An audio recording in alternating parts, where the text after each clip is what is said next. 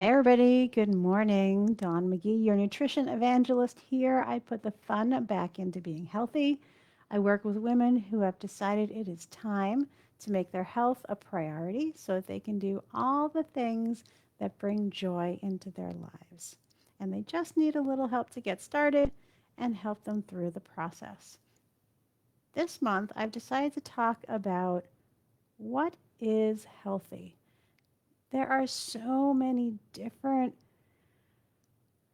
ways that people think about being healthy. There are so many different products and programs being promoted as being healthy. Just do this and you can be healthy.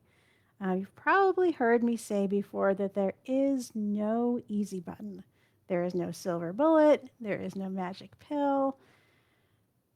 What there is a lifestyle of being healthy.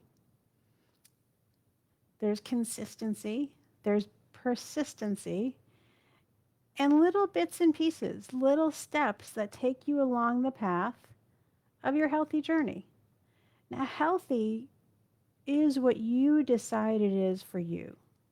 And what I'm going to share today is a little bit about what I think is healthy for me as it pertains to my recharge time.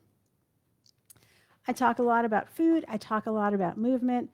Um, I've talked a lot in this last year about recharging and how important that is to keep your sanity. And so today I'm going to talk a little bit about recharging and what that means to me in a healthy lifestyle. And today it's particularly on my mind because yesterday I had an opportunity to get my first COVID vaccine.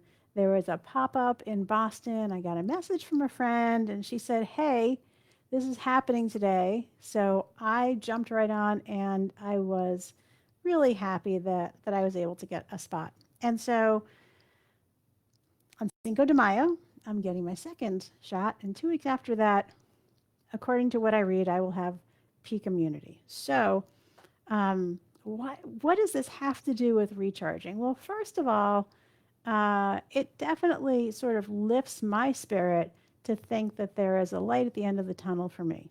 Everybody has their own risk tolerance. You've probably heard me say that mine is a little bit lower than a lot of folks because both of my guys are in high risk categories. And so, I don't want to take unnecessary risks. We've been through a lot in the past 6, 7 years, and I don't want to add to our level of risks. But that's me. You need to make a decision that's appropriate for you and your family situation.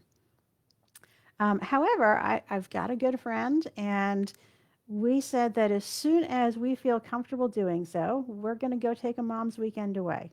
And now I've got a date for that. I've got a time frame for when I can actually start traveling again comfortably. Again, for me, within my comfort level, within my zone of comfort and risk.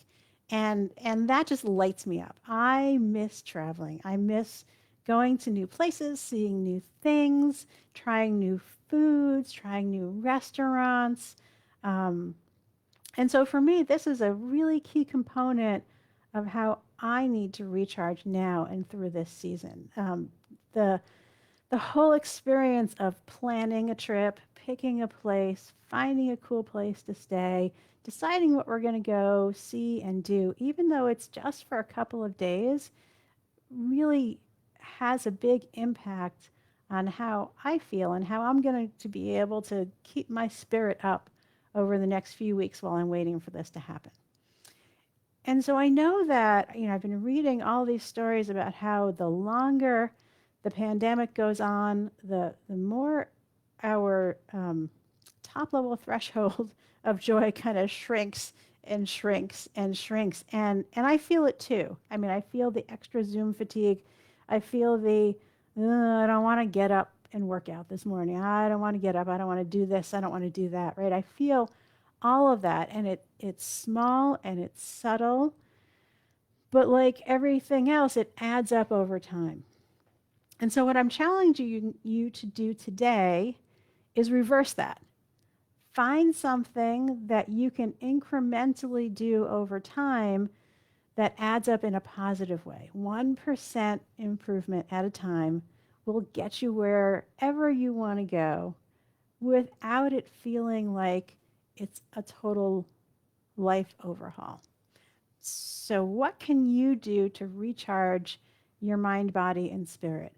Whether it's something that you're looking forward to doing, right? It doesn't have to be a big deal trip, it doesn't have to be anything monumental, but maybe there are some folks that you haven't seen in a while and you can make a plan to get back together with them. Maybe it's a restaurant you've been wanting to try. There's so many different things that can make a difference in, instead of shrinking you and making your box smaller, that can lift you up and give you a broader horizon. So that's my challenge for you today. And I would love to hear some more ideas. I love crowdsourcing ideas about other things that bring you joy, that you're grateful for, that you're looking forward to, that lift your spirit, because all of this is so important. You may be saying to yourself by now, Dawn, what in the world does this have to do with my health journey? And I will tell you, from many studies and tons of personal experience, that if you're not happy, you're not going to be able to achieve your health goals. If you're just slogging through and you're miserable, I've done it. I have followed all of the miserable diets, and when I was miserable, I didn't make any progress. So tell me what you're going to do, what you're going to plan, what you're going to look forward to, what you're going to do today to help recharge your spirit so that you can have a little bit more joy and your body can take this big sigh of relief and go,